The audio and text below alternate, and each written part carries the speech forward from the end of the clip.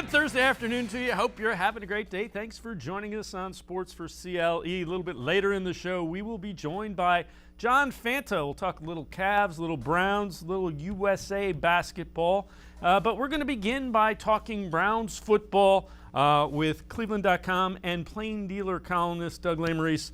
Doug, training camp under 2 weeks away. It's hard to believe, but they'll get going less than 2 weeks. What are you anticipating most at training camp? What do you want to see?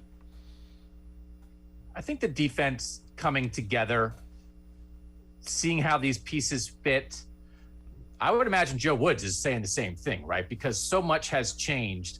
You know, obviously the Greg Newsome, Greedy Williams battle at corner, I think is huge. I think you want to see Grant Delpit, how healthy he is, how ready to go is he. And then I think you just want to start moving the chess pieces around the board. And how does Jeremiah Owusu-Koramoah fit in? And how often are you going to have three safeties on the field? How often is Troy Hill going to be on the field at slot corner? Could he play outside sometimes? There's so much newness with the defense that, no offense, I mean, you know, Odell Beckham getting back to health is going to be a huge draw. People are going to be psyched to see Beckham on the field every day. But the rest of the offense is kind of wonderfully, competently boring, right? All right, the offensive line, great. Got the tight ends, Jarvis is Jarvis, two running backs. But the way the defensive pieces fit together, how the rotation at defensive tackle is going to be, I just think every day that we're at camp, that the fans are at camp, you're going to learn something new about the defense when I think the offense, you're pretty sure what they got. If you were forced to be able to watch only one thing or one guy for an extended period of time at training camp, who would it be and why? Who would you have your eyes kind of glued on? I'm fascinated by what John Johnson III is going to do for this defense, but I think in a camp setting, I might watch Greedy Williams because I want to know, is he a guy that they can count on this year? Is he going to help them this year? How much is it going to be that Greg Newsome's maybe going to have to be the guy, maybe because Greedy's not quite himself yet after missing all of last year? I just think the flexibility, Greedy Williams doesn't have to save him, but if he's good to go and he looks healthy and he looks, you know, like a second round draft pick that some people thought might go in the first round. If he looks like that, it just gives you so many options and such depth. And if for some reason you still have questions about Greedy, then all of a sudden it's like, all right, like Denzel, Greg, and Troy, like that's it. We got to roll with these guys. So I really am fascinated by what Greedy Williams is going to give them. The other thing that I keep coming back to with that defense is there's so much versatility and flexibility. Joe Woods, in theory, will be able to dictate to the offense somewhat what they have to do by the type of defensive personnel he's able to use. You know, there's going to be snaps where, oh, okay, look, the offense is in 12 personnel. All right, Hooper and Njoku are both on the field. So who's on the field for the Browns? Is it three safeties? Is JOK on the field? Is Anthony Walker or Jacob Phillips on the field? Is Troy Hill out there? That I do agree with you that you know, they do have that ability, but so much of it is matchups. And, you know, if an offense goes four wide, you know, you have to put certain guys out there. But I don't even know how he's going to decide that. You know, like I don't exactly know, even though we say three safeties a lot, I still don't know exactly how Grant Delpit, Ronnie Harrison, and John Johnson III are going to be positioned. You know, who's going to be, you know, John Johnson can play deep. He can play coverage on a guy in the slot. Like how Joe Woods decides to do that. And the whole point is like, it might look very different snap to snap. And we'll start and get an idea like, oh yeah, there's like 11 different ways he can deploy his main group of guys snap to snap. And we'll start seeing it bit by bit in camp. All right, this one, we talked about this one and we felt like it was made for you. Pro Football Focus has an 11-player Space Jam team with current NFL players. Now, on its quarterback, Pat Mahomes, running back Derrick Henry, wide receivers, Tyreek Hill, DK Metcalf, Julio Jones. The defensive line, Myles Garrett, Aaron Donald, and Khalil Mack. And we have a picture that you can take a little bit of a look at it for you. So it's, the Goon Squad from Space Jam, and you get a good look at Myles Garrett and Aaron Donald. What do you think about the defensive linemen there? Yeah, I think that's right? I mean, we're just talking about like physical, like rare physical dudes. And I just think whenever, if the aliens came down, I would just have Myles Garrett start like jumping on top of boxes, right, and scare him off. So like he's such a rare guy, and Chase Young is that kind of guy too, right? That you wonder, it's these size, speed, flexibility, nimbleness, strength packages that Myles Garrett embodies, that he just does things that doesn't make sense how he does them. So I would have been angry. You guys like it when I get mad on this show, Dave. So I would have been angry if Myles Garrett wasn't on this squad, because I want him on my team if it comes to that. So there were some honorable mention guys, including Nick Chubb. And this is kind of the rationale as to how they picked Nick Chubb as number 2. Chubb would be the RB2 if we had one. The only reason he's not the RB1 is that Derrick Henry seems to have some alien blood in him. So there you go. They had the rationale that you were thinking of, Doug, that Derrick Henry is part alien as well. Yeah, no, I think that makes sense. I mean, I don't even know. Chubb is difficult because he is explosive, and we all know that, and everybody thinks he's maybe the best pure ball carrier in the league and that kind of thing. But I still think maybe, again, like alien stuff, I might be going Saquon Barkley, right? That, again, it's just sort of like a package of skills, or Alvin Kamara, and that's not a shot on Nick Chubb. Nick Chubb is very human to me, right? That is, he doesn't necessarily, when you just look at him, I don't know that you're like, wow, that guy, but like you give him the ball and he does magical things because he works his butt off. So I like Nick Chubb, the human, but I don't know that Nick Chubb has alien blood. Like Saquon Barkley might. That guy's just, again, is kind of freaky. All right, well, we're going to step aside and take a quick time out to think about that just a little bit. On the other side of the break, we'll hear from Colin Cowherd. He's all over the place with the Browns' win total this year. We'll show you what we mean. Sports4CLE will be right back. Stay with us.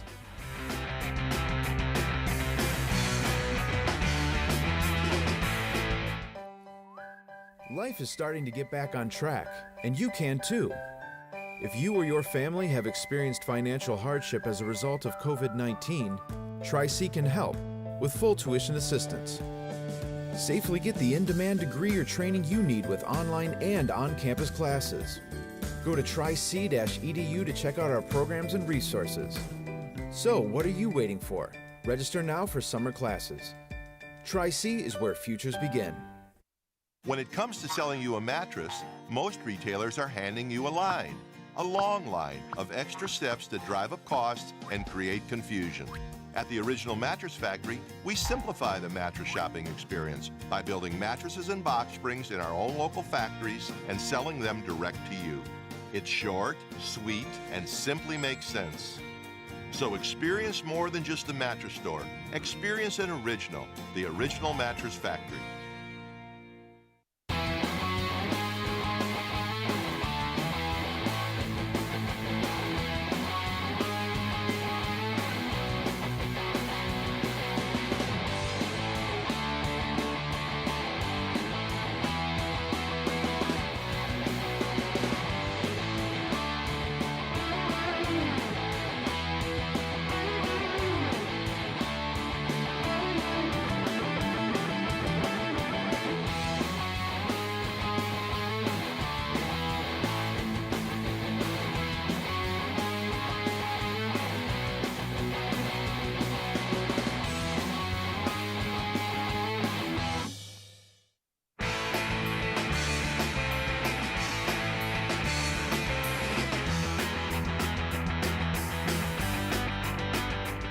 Sports4CLE continues. We continue talking Browns football with Doug Lesmerises.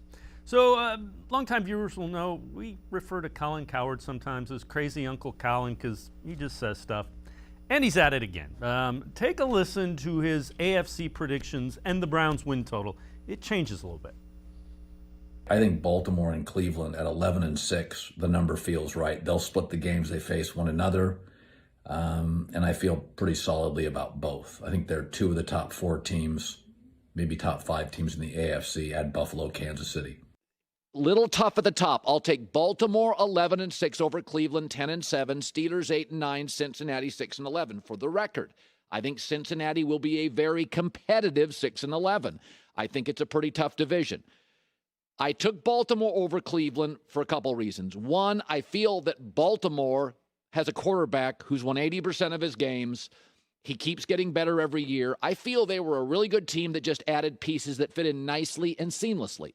With Cleveland, I'm a little worried that the movie poster, OBJ, Clowney, is better than the movie itself.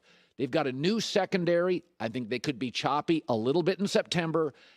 In April, Sheldon Richardson, a very good interior lineman, was a cap casualty. They bring in Clowney, who, again, can be explosive, but disappears in big games. Sheldon Richardson is a man. He's gone. I don't love that. Again, this could be an amendment. I want to see the preseason. The Browns have the best offensive line in football, and it is hard not to make the playoffs with the best offensive line in football, and it's no joke. It may not be as good as Dallas about 5 years ago, where you got 3 Hall of Famers, but it is good. So, and I don't buy Pittsburgh. The offensive line now has regressed badly. They got a bunch of good defensive players. They've had that for 10 years. They've had a good defense for 10 years. That's never the issue. Can they get their act going offensively? That's the AFC North. Doug, there are some fair points there, but how'd they lose the game? That was like within the span of a week. They lost a game. Well, he was asleep for the first one. Why, if you have a big fancy show that's on TV and radio, then why are you like in your pajamas doing Instagrams or whatever? I don't even know what that is. Is that extra content that people need? It's like, oh, I just woke up. Browns will win like 10 games. I don't know. He's a very professional broadcaster. He didn't even shave for that one. Yeah. I always shave for you, Dave. That's just part of being on the show, man. So I don't know. That's the thing. I do think you have to be consistent in your picks. I don't yell. I remind all of our pickers, like on Ohio State and stuff, it's like when you're going on radio shows and whatever, it's like whatever you say somewhere, that's your pick. Right. You can't pick Ohio State to beat somebody by 21 on a radio show in Nebraska, and then when we pick it on cleveland.com, you pick them to win by 35. It's like your pick's your pick. So I do always reserve the right, like, this is what we say now. People want picks. It's fun. It's what we do. Yep. It's entertainment. But once you see camp and stuff, and once you've gathered more information, you can say, you know what? I'm changing what I think. That's just being smart. But I think he was just asleep. I think he was, it might have been a dream state for the first one. So that was like the midnight pick, like when he was going to the refrigerator to get something to eat at like midnight, put on the thing and do the pick before he had to turn on to the Browns not as good as everybody thinks shtick. Is that what we got there? And he woke up and he was like, oh, wait, that's that thing I do. What's the thing I do? Yeah. Where I always think the Browns stink and I have to rip them. Listen, I just think like 10-7, that's like a lot going wrong. Yeah. I think, and it's one of those things. It's like when you're now the analysis of like, well, they have a lot of new good players and I don't know how they're going to play together. It's like, yeah, getting all those good players, that really screws a team up, doesn't it? So I don't know. They overhauled that defense that let Ben Roethlisberger throw for 600 yards in a loss, but they're going to regress. All right, we'll get back to win totals here in a minute, but now NFL experts predict division winners. Bleacher Report, and 2 of the 3 have the Browns winning the AFC North. The other has the Ravens. And again, I think you can make a case for either of those teams, but the majority of them go with the Browns. Do you see that? And I'm going to make you pick a win total, but let's talk about 2 of 3 going with the Browns to win the North. Yeah, I haven't studied the Ravens' schedule enough to know where I think like they have some tough spots coming up. I do think the Browns' schedule is manageable. They play a lot of good, they play a lot like mediocre teams, I think, right? So it's not walkovers, but I think it's games they should win. And so again, I think when you look at sort of the way the Browns looked in the playoffs versus the way the Ravens looked in the playoffs. I like the Browns more. The Ravens did lose some stuff, lost some pass rush guys. We know they added Bateman, and they've improved the receiver room. They'll use J.K. Dobbins more, but I think the Browns have a better roster. Like I don't even know if like John Harbaugh would dispute that. I think like 1 through 45, I think the Browns are better. Now, the Ravens have been there more. Mm-hmm. Lamar Jackson's been an MVP. Like if you're just betting on Lamar Jackson just like carrying the Ravens at times and a step up from J.K. Dobbins, I get that, but I'm picking the Browns to win that division, and I think they have more good players than the Ravens. That's not the same thing as being the better team. That's obvious, but I think the Browns have more good players. Yeah, and again, the Ravens are a really good team. They're going to be a factor just like the Browns will in the AFC. All right, so I was going to couch it this way, and you mentioned it before. So before training camp, so a pre-training camp thought. When you look at the Browns roster, what do you think the win total is? And I have one in mind as well, but I'll let you go first. Yeah, I'm at 12 or 13. I mean, it's like I do think I think they're like a perfect like 12 and 14, except you can't be 12 and 4 anymore. So I think they'll be 12 and a half and 4.5. So you're calling it a tie already? Wow, you're calling for a tie. Yeah. God. No ties. Please, no ties. So, I think 12 and 5 or 13 and 4. It's like it's really hard. It's like, you know what? I think the Browns are going to go 16 and 1. Like, how can you? Nobody can actually say that. So there's only so high you can go. So if you're willing to go to 13 and 4, I mean, can you really predict the Browns to win 14 games? Like, I don't really think you can. So I think a lot of people are going to wind up at 13 or 12 because I think like once you get down to 10, and even like 11, it's like, well, that's fewer games than they won last year. And don't we think they're better at like 9 positions than they were a year ago? And the schedule, I don't think, is markedly more difficult. So I think you have to count on some record improvement. That just makes sense to me. But you don't want to go nuts. So I think 12 or 13. Yeah, I'm at the 11 or 12 range. I think the only games that I think are really going to be difficult for them to win, beating Kansas City is going to be really tough. Beating Green Bay and Lambeau on Christmas night, assuming Aaron Rodgers stays there, is going to be tough. Sweeping the Ravens is going to be tough. So there's 3. And then, the other thing I would say is there's just going to be 1 or 2 games where you just don't play well and you lose. That's what happens. Even good teams don't play well certain weeks and lose. So that's the way I arrive at 12 and 5-ish. No, I think that's right. And I also think it's reasonable for a team like the Browns to say maybe there'll be a game you don't expect them to lose, but I also think they'll win a game you don't expect them to win, right? So it's like, I don't think they're going to win at Kansas City. I'm going to end up saying that 100 times between now and the start of the season. But maybe they will sweep Baltimore. Maybe they'll go to Lambeau on Christmas and stick it to the Packers. I think there are those opportunities as well. Like the game in the Freddie Kitchens seasons when they go to Baltimore and just like absolutely take care of business. Like I think there is a game for the Browns to like really put the league on alert, that like, yeah, this is not just like beat the mediocre teams. This is like, we're as good as anybody. And so you balance out some of that. And I think you wind up at 12 or 13. Yep, I would agree. Doug Lesmerises and I are going to step aside, take a quick time out. On the other side of the break, we're going to get a look at a Nick Chubb workout. We'll also take a look at some Pro Football Focus superlatives for the running back class. Sports4CLE will be right back. Stay with us. Better days are ahead. Be ready with the training you'll need to get a great job. If you or your family has experienced financial hardship as a result of COVID-19, Tri-C can help with full tuition assistance. Whether you want to improve your skills, get certified, or train for a new career, go to tri-c.edu to check out our programs and resources. So what are you waiting for? Register now for online and on-campus summer classes. Tri-C is where futures begin.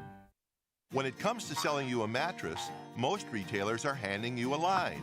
A long line of extra steps that drive up costs and create confusion.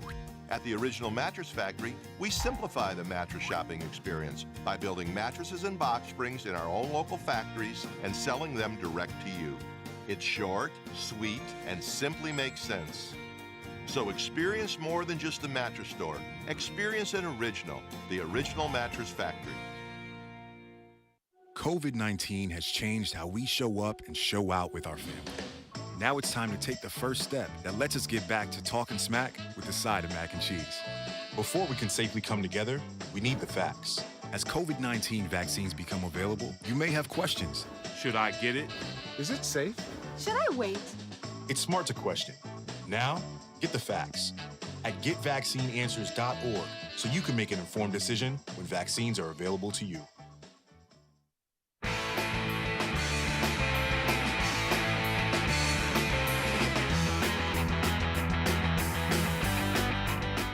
Welcome back to Sports for CLE. We continue talking Browns with Doug Lesmerises from the Plain Dealer and cleveland.com. And Doug, earlier you mentioned that Nick Chubb was human. Let's take a look at one of his workouts and see if you think that way. Go, posture. Come on, let's go. It is. Doug, I noticed you're not there spotting him. That's 600 pounds he's squatting. You see the guy, the shirtless guy, come in right from the side at the end? That's the guy I related to. It's like walking around shirtless with the weight belt on. It's like, oh, I can do the bar. It's like a 40-pound bar. That's me. If someone could please Photoshop my head onto that guy, that is me. You keep showing me these every show. I don't know if you do it to every other guest. Every show, I have to watch some ripped dude work out. I am going to take my shirt off on this show eventually. One day, that's what you will get me to. But that's a powerful dude. Yeah. Right? I mean, that is it's one of those things. It's like, oh, how does Nick Chubb break tackles? It's like that. Yeah. Try to tackle that. And the power that these guys have in their lower body, in their, you really understand. That's break a tackle in the fourth quarter work.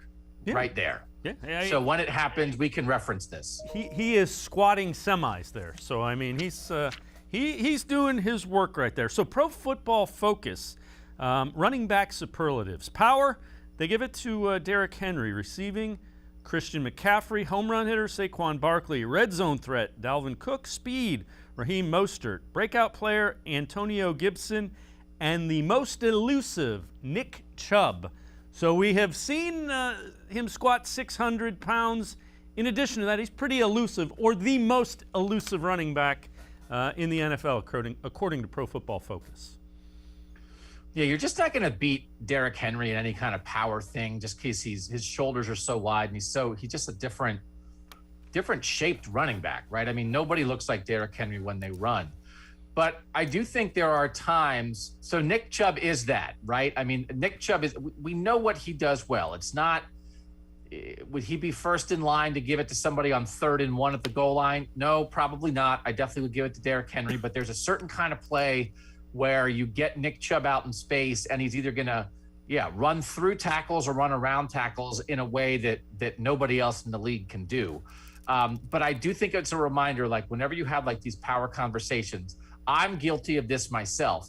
The fact that Kareem Hunt exists in Cleveland is a great thing for Nick Chubb. It's a great thing for the Browns. It doesn't require Nick Chubb to carry the ball 30 times a game. But we have to remind ourselves that in 2019, like Derrick Henry and Nick Chubb basically had the same year. Derrick Henry carried it 303 times for 1,540. Nick Chubb carried it 298 times for 1,494. Henry was 5.1 yards per carry. Chubb was 5 yards per carry. Like if Kareem Hunt was on the Titans, I think people might think that Nick Chubb is like the most powerful, toughest back in the league because Kareem Hunt would be spelling Derrick Henry. Derrick Henry has to take every carry for the Titans. So I think sometimes we forget that if the Browns wanted Nick Chubb to be Derrick Henry, he could be. He has been. They just don't need him to be that because Kareem Hunt's here, and that's better for everybody. But again, I am at times guilty of not thinking of Nick Chubb in quite the same category as Derrick Henry when it comes to like just absolutely carrying the load, when absolutely Nick Chubb has done it and could do it if Kareem Hunt wasn't here. Yeah, and you know what? Long term for both of them, I think it's better that you share that.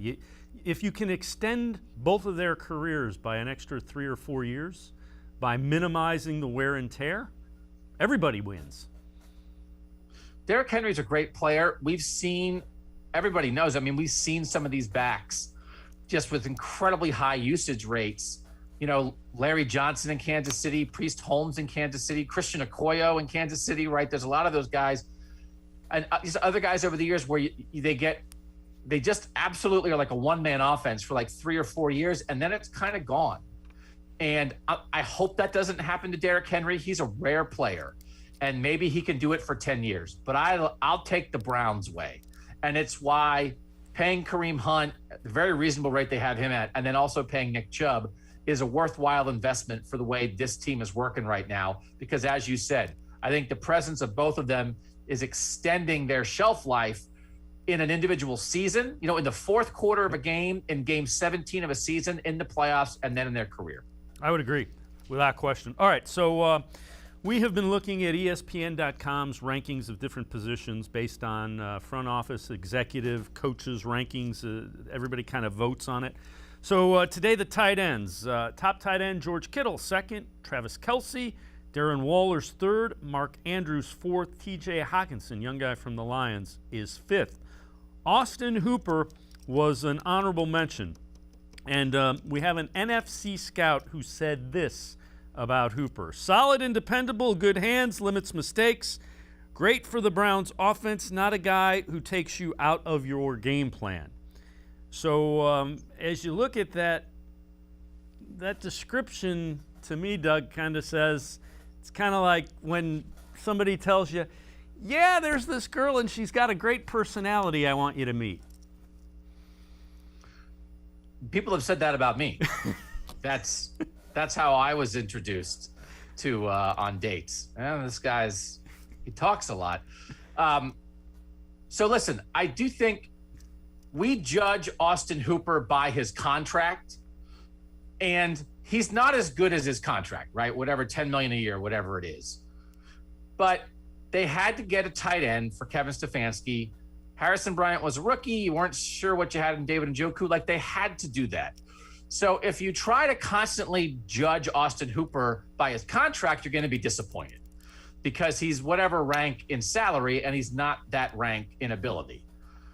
So what they said about Hooper, he never is going to be like more than like the fourth best option on the field, you know, behind Odell Beckham, Jarvis Landry, and Nick Chubb. So you don't have to change your game plan for Austin Hooper. That's okay. So but as much as he at times feels replaceable, if you didn't have him, all of a sudden you could very quickly start feeling like, hey, Kevin Stefanski doesn't have the tight ends he needs. So somebody was going to get that tight end money from the Browns with the cap space they had, with the need they had. But on the list of like meaningless things that Kevin Stefanski might want to accomplish this year, way under win the Super Bowl, to have a Browns tight end be in the top 10 on that list a year from now, I'm sure Kevin Stefanski wants a top 10 tight end. And he wants to give somebody an opportunity to prove they deserve to be that and be ranked that way. So maybe that could be Hooper this year. Maybe it could be David Njoku. But I think, you know, in an ideal world, Kevin Stefanski wants a guy who does make defenses, you know, change their plan. But I don't think they have to have Austin Hooper do that, like, in order to win the Super Bowl this year.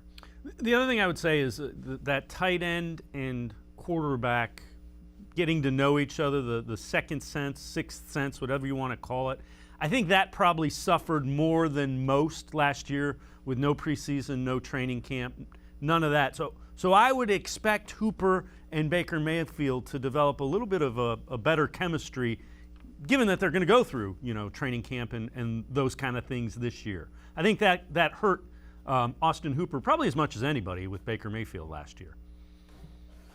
No, I think that makes sense. I mean, the reason everybody talks about Rashard Higgins, and every time we talk about him, is because, like, oh, he and Baker are on the same page. He and Baker are on the same page. And, like, there are other guys on this roster, you know, Odell Beckham still, Austin Hooper, who just haven't had the chance to really do that yet. But, yeah, I mean, the Falcons really used Hooper in a specific way, and I think kind of inflated his stats a little bit. And he was good. He got opportunities and he was good. But sometimes you got to do this. Like, I think the Browns probably knew they were overpaying him, right? Like, they were fingers crossed he's a top 10 guy, but you just kind of had to do that in the moment. And then once you get your roster set, then you don't have to reach. Because early on, when Andrew Berry's coming in and you have a new coach, like, hey, we got to get some guys that fit what we're doing now. Because before, we weren't building to this. Now, once they're built to the Andrew Berry, Kevin Stefanski specifications, you don't wind up doing that anymore. Because you're going to draft guys and you're going to do other things that you have a constant plan. And maybe Harrison Bryant is the most likely guy on this roster to make a top 10 tight end list someday. But Hooper, in that moment, they had to do what they did, and I get it. So CBS Sports has each and every team's underrated player on the verge of a big payday. For the Browns, this one's not a surprise. Wyatt Teller. What do you think? I mean, it's one of these things. It's like, what does underrated mean? I think PFF rated him as the best guard in the NFL last year. So I guess he's probably underrated if you asked an NFL fan in Miami or Seattle, like, hey, do you know who Wyatt Teller is? They probably don't, but they probably don't know who any guard is outside of Quentin Nelson. So I do think he's on the verge of a big payday. And we've talked about that a lot. We talked about it on our Orange and Brown Talk podcast. I know we talk about it here. He just feels like the guy to me that might price himself out because they have a really good offensive line here, and he can get signed by somebody else to go be the best offensive lineman on another team. And I just don't know that you're going to have to find the spots. And we've talked about it. Like, they just have to develop Nick Harris or Drew Forbes or somebody, James Hudson as a guard or something. This is where you just have to develop a guy that isn't as good as Wyatt Teller, but you can still win with, and who's a lot cheaper. And I just think Wyatt Teller came out of nowhere. He was a bonus, whatever. He traded a 5th-round pick for him or for whatever it was. So it's like, it's all gravy. Everything he's given them has been bonus stuff. So not that necessarily should affect whether you pay him or not, but like, I think you just got to celebrate, man. Again, this is one of John Dorsey's best moves. You get some really 3 good years out of this guy, and then he's going to go make a boatload of money, but it's not going to make sense for the Browns to pay him. Doug Lesmerises, columnist from cleveland.com, as well as the Plain Dealer, and I'm going to step aside, take a quick time out. On the other side of the break, we'll take a look at what Mack Wilson is doing and also college reunions we'd like to see happen according to Bleacher Report. Sports4CLE will be right back. Stay with us.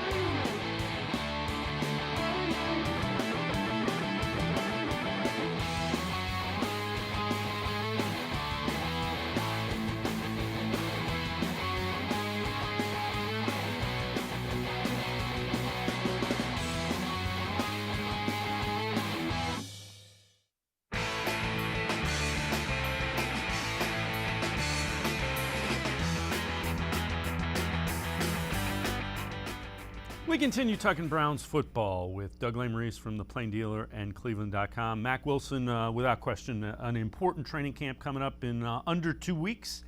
Wilson is getting ready for it as well.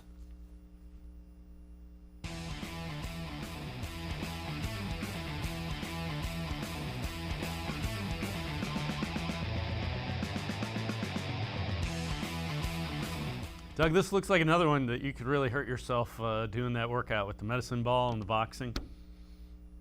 That wasn't a balloon. That was a medicine ball. It was a medicine ball. Probably about 20 pounds, something like that. No, I'm not doing that. If it's inflated with helium, I could try it. Obviously, though, a serious note, important training camp for Mack Wilson. He's got to show that he belongs on this roster. Well, I know Mary Kay Cabot talked about this being out at some of the things they did this spring, that Mack Wilson was kind of on the hip of Anthony Walker, trying to absorb stuff. And it really is a reminder of what this front office did with bringing in Anthony Walker. And listen, they had some veteran guys last year too, but Malcolm Smith's a veteran guy. But like if Anthony Walker, who Darius Leonard loved, everybody in Indy acknowledged was like just the kind of guy you want in your locker room. And with the young linebackers they have, and Mack Wilson, again, isn't that young anymore, but he still is trying to find his way in the league. If you just let Sione Takitaki and Mack Wilson and Jacob Phillips and Jeremiah Owusu-Koramoah like just hang out with Anthony Walker, and how do you read stuff on the field? How do you handle yourself off the field? That would be a great story if like Mack Wilson jumps up 3 levels and it's like, I just followed Anthony Walker and did what he did, and it made me 5 times better as a football player. I think it's a long shot for that to happen, frankly. Like, I think it's a great story that it feels like Mack Wilson knows what's up and like it's kind of go time, or he maybe isn't going to be a long-term Brown. And I just think when you look at the other pieces, I'm not exactly sure how his future fits here. But if you go out and show it in camp and you show it out in the season, then you make a place for yourself. So that's the kind of thing. I mean, like I think all Browns fans would love to see what the best of Mack Wilson really looks like, but I still think it might be an uphill battle. Yeah, I would tend to agree. All right, so this is according to Browns Nation. 2 things that will happen to the Browns if they don't live up to the hype in 2021. They have OBJ traded, and somebody is getting fired. And by living up to the hype, I would assume it's if they don't make the playoffs. And I would kind of agree. Those are 2 possible consequences. You're H-wording me again, man. Like the H word. I know other people are H-word, and I am not H-worded. So, I mean, I understand off-season content, and we all do it. I get it. But it's like, what does that even mean? It's like, oh, if a team is bad, what's going to happen? It's like, I don't know. Things will change. So I don't even know if they would trade Odell. I just think maybe Odell wouldn't be back. I think they might be awesome and Odell might not be back. And I actually don't agree. Like, who's going to get fired? Like, I don't even understand the question, and that's okay. But what do you mean? Like, if you go 3-14, okay. But what if you kind of go not I don't. Who are you going to fire? You're fire Andrew Berry. Andrew Berry's not getting fired for if it's a little bit of a rough year. You're going to fire Kevin Stefanski? You're going to fire Joe Woods? I guess if the defense has a bunch of great players and it stinks, then I guess maybe you fire the coordinator. But I don't agree with that anymore. And I know that that's what the Browns have done forever. You have a bad year and you fire somebody, but they haven't been coming off the playoffs before. They haven't had a roster like this before. And sometimes good teams have weird years.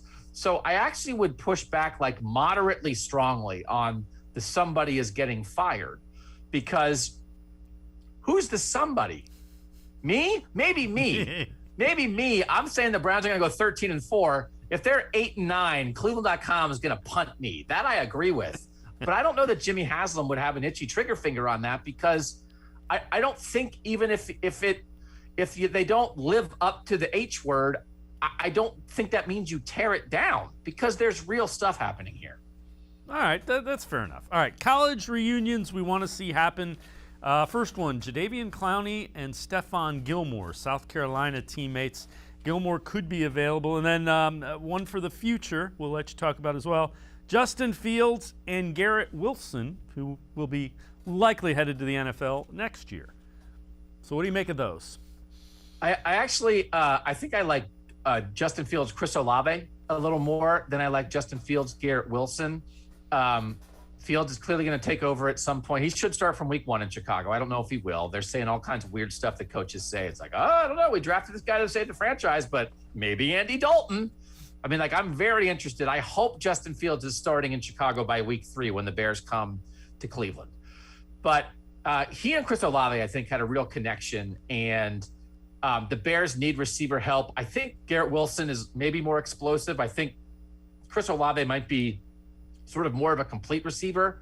So I could see, I would kind of prefer that. But it's going to be very possible, because I think when you look at the future of the Bears, what they need, I think they do need receiver help.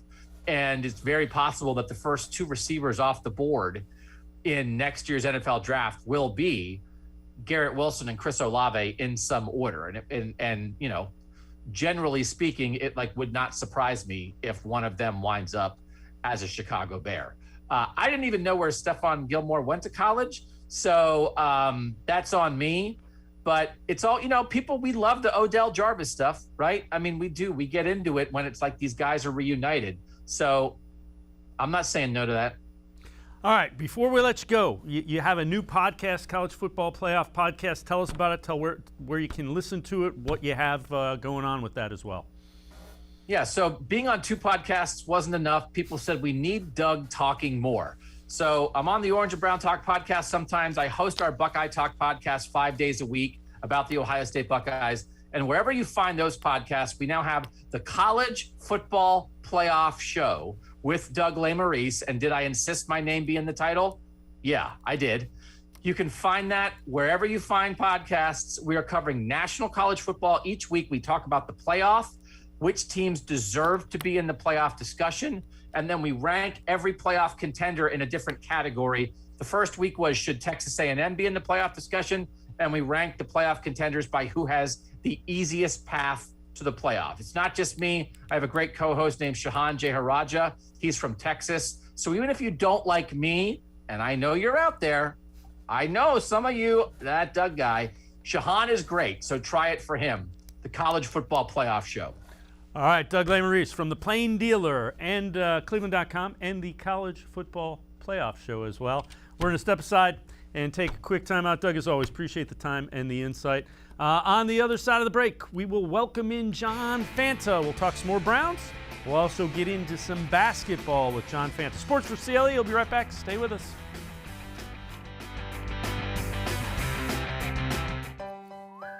Life is starting to get back on track, and you can too.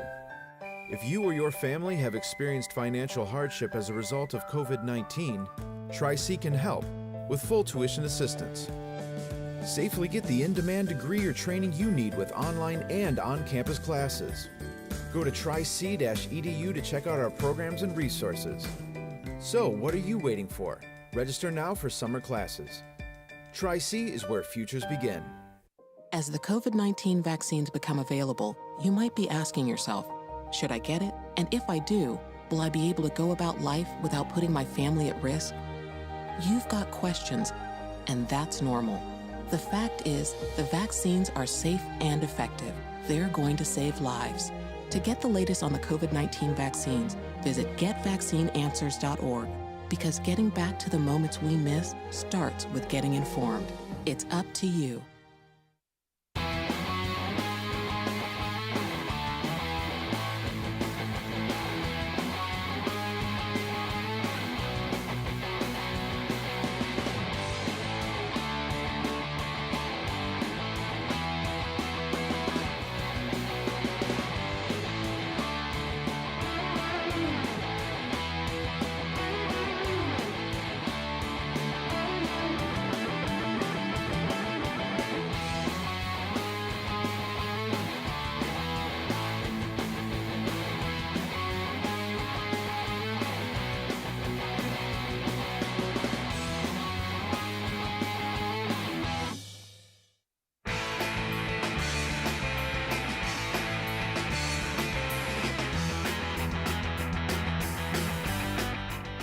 Welcome back to Sports4CLE. We continue talking Browns football. So Just Juice from Jarvis Landry, the episode number 2 dropped. In it, Bernie Kosar was talking about building champions and what he saw from Baker Mayfield and Jarvis Landry. Absolutely honored and humbled to be throwing out the first pitch today.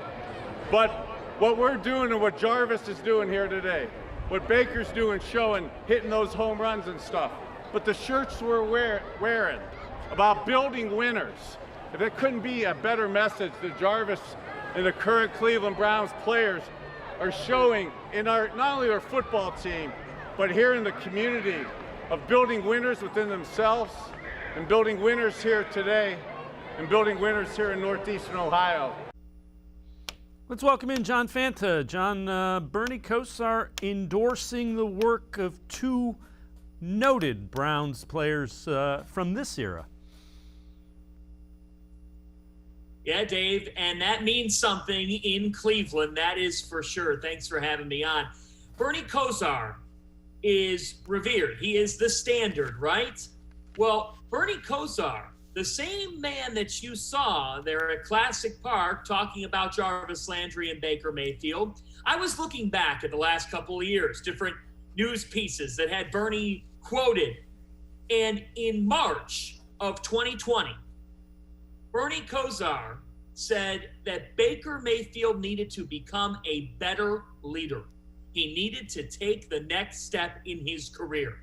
Frankly, he called Baker Mayfield out publicly, saying that it was time for Mayfield to put up. And that's exactly what Baker Mayfield has done. Bernie Kosar's words matter, and he is looked at as the guy when it comes to Cleveland Browns alumni. The popularity speaks for itself.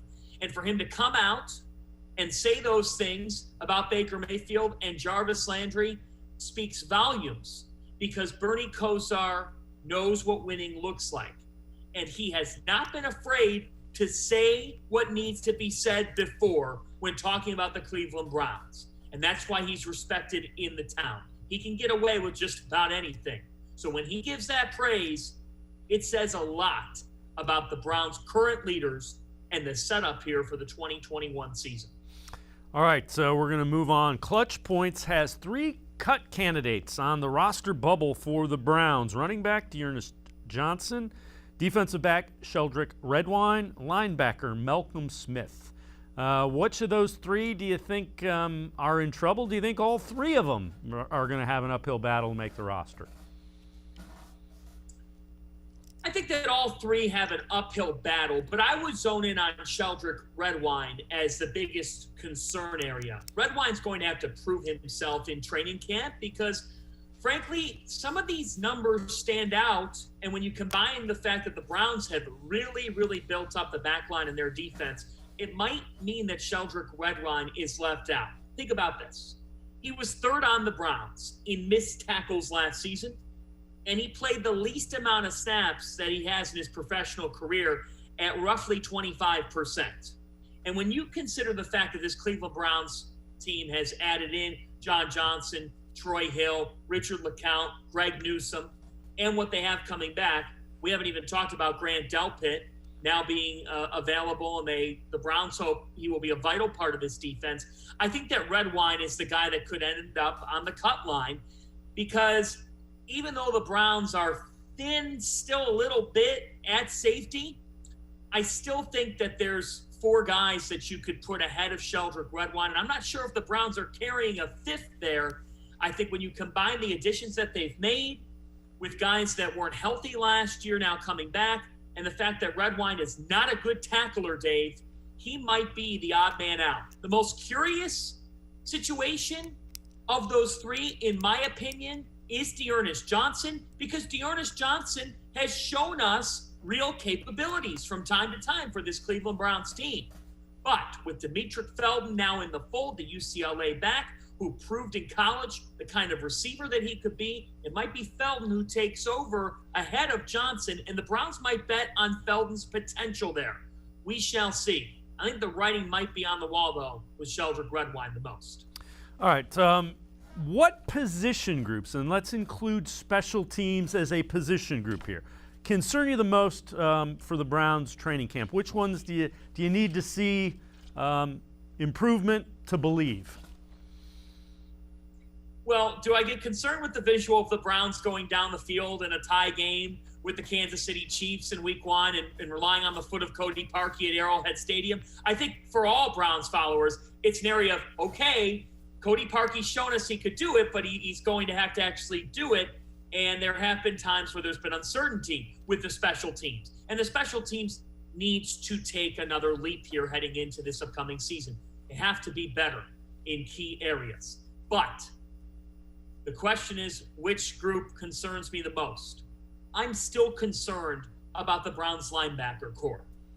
The fact is, Pro Football Focus has put the Browns in the bottom 10 of the league in terms of their linebackers.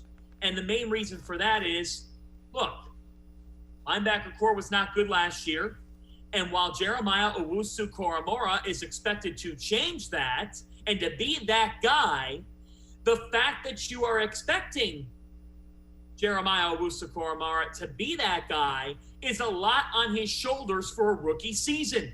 Shouldering that load could be a tall task in a tough transition process.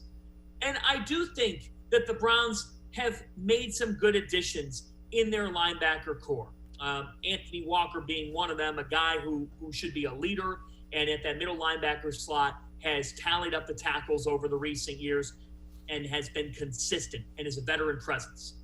It's the only talkie. Some of the metrics check out in some areas, but in pass coverage and in covering the middle, at times there have been some flawed areas in his skill set. The Browns are relying on Jeremiah Owusu-Koramoah to be that guy that steps in here, is a starter, and is shouldering the load.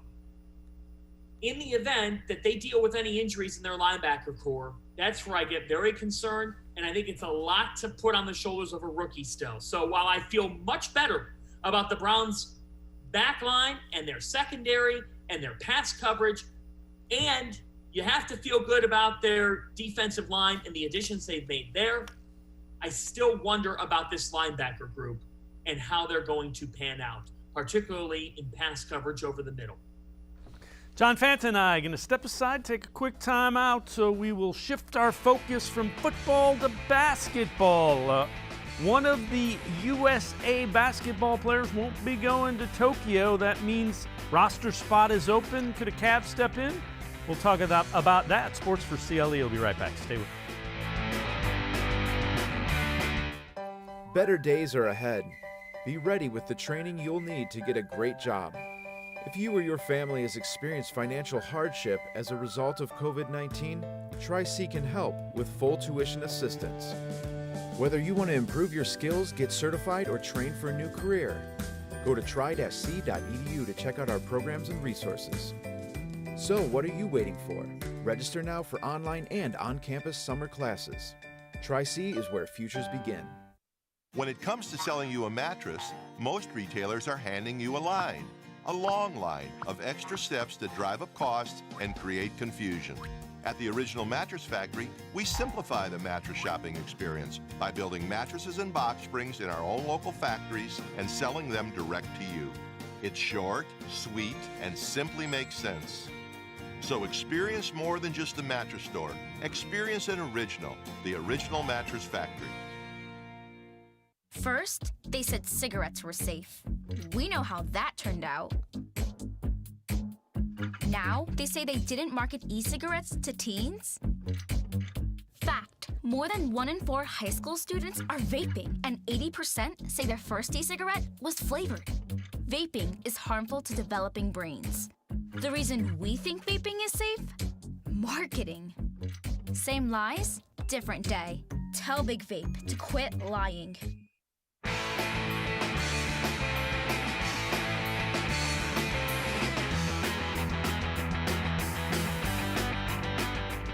Welcome back to Sports for CLE. We're going to shift our focus, talk a little bit of basketball with John Fanta. So, John, Bradley Beal is out with the Olympic team, not going to go to Tokyo.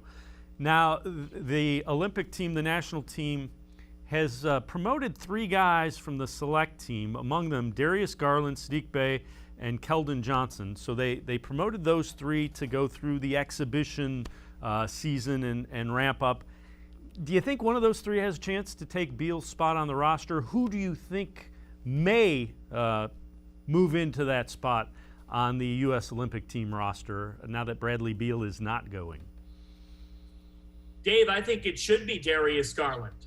Darius Garland is the only one of those 3 players, Keldon Johnson of the Spurs, who played and plays for Greg Popovich in San Antonio, so there's a familiarity factor there. And Sadiq Bey, a young rising talent just coming off a solid rookie season.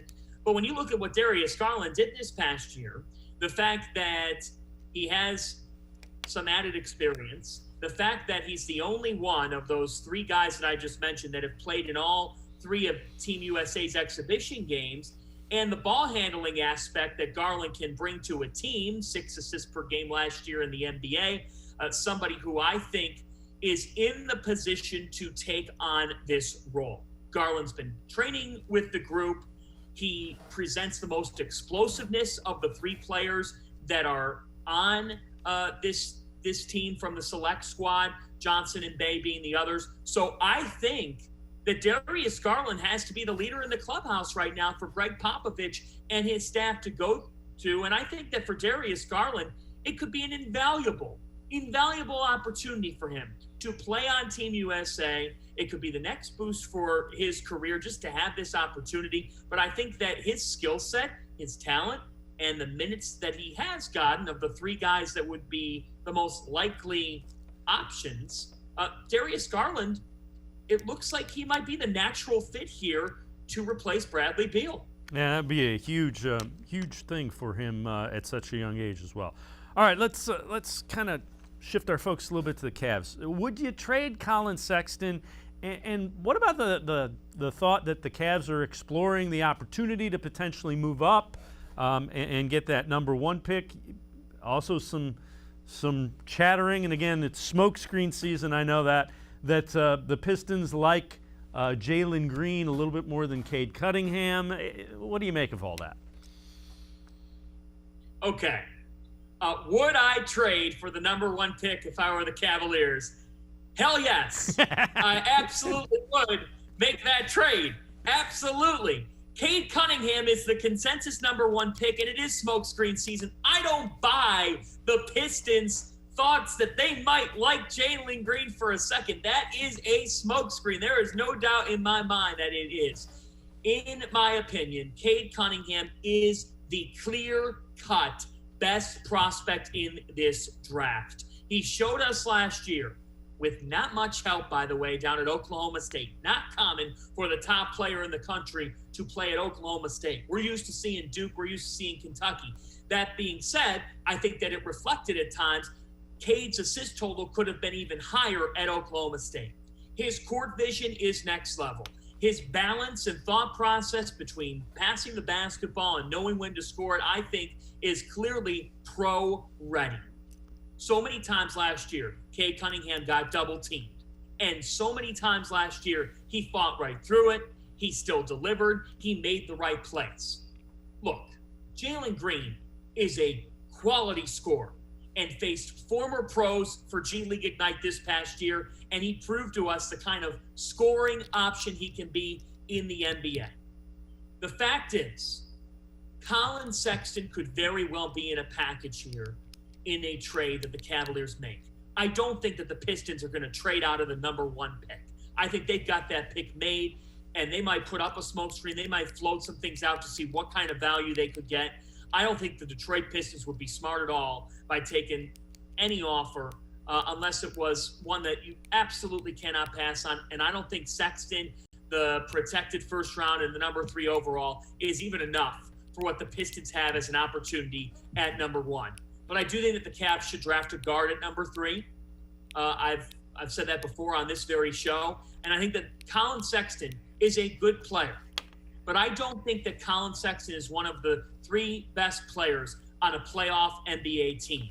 And that's why I think the value for Collin Sexton might not be any greater than what it is in the here and now. So I could see him being on the move.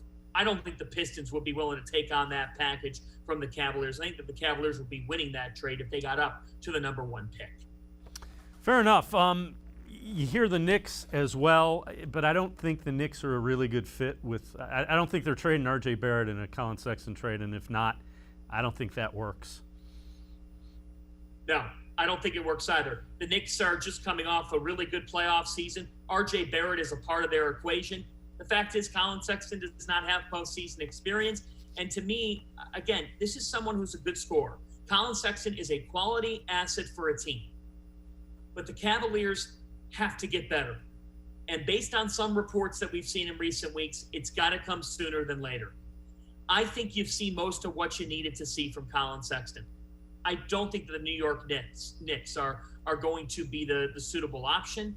I could see a team in the West taking Collin Sexton on as a 4th or 5th option on their team if they believe that they're dealing the right value and getting the right value back. I think that the Cavs are going to be very active on draft night. Dan Gilbert wants to see this organization take a step forward, a material step forward this upcoming season. The Cavs cannot continue to be living in the basement. 2016 was beautiful, and people in Cleveland say there was a grace period with that because, they did win a championship. But the fact is, the Cavs got to start to show some signs in the win column here that this rebuild is in fact working. And I think that there is pressure on Kobe Altman here to make something work this upcoming season. And that might mean moving Collin Sexton. John Fanta, as always, appreciate the time and the insight. Thanks very much, John. Thank you, as always, Dave. Great to be with you. All right, that'll do it for this edition of Sports for CLE. We'll see you again tomorrow at 4 o'clock. Dennis Maniloff and Spencer Schultz, a Ravens reporter, will give us the lowdown on what the Ravens are thinking in the Lamar Jackson contract update. That's all tomorrow at Sports for CLE. We'll see you again at 4. Have a great night, everybody.